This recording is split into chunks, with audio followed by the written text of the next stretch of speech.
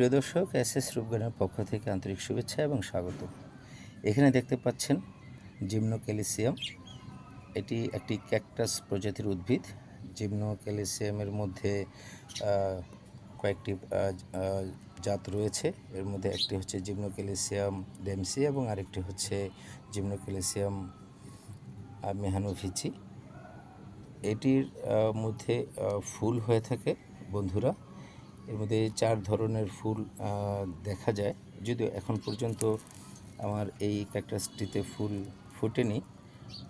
এটিতে সাদা, হলুদ, লাল এবং গোলাপি রঙের ফুল হয়ে থাকে এবং এর কাঁটাগুলো দেখতে পাচ্ছেন বাদামি বর্ণের হয়। এটির মধ্যে আরেকটি ক্যাকটাস রয়েছে জিমনোক্যালিসিয়াম, এর মধ্যে আরেকটি রয়েছে মিউটেন্ট জিমনোক্যালিসিয়াম, যেটির ক্লোরোফিলের অভাবে লাল অথবা গোলাপি রঙের হয়ে থাকে।